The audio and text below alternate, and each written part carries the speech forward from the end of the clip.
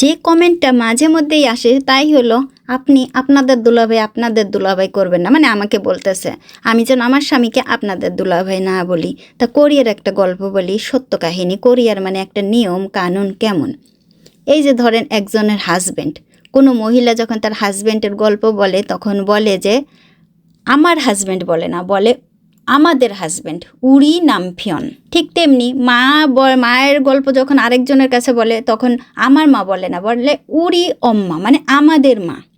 ছেলের গল্প যখন বলে তখন বলে আমাদের ছেলে, মানে উড়ি আদুল, এইভাবে, মানে আমার ছেলে এইভাবে বলে না। তারপরে মেয়ের বেলায় ওই রকম।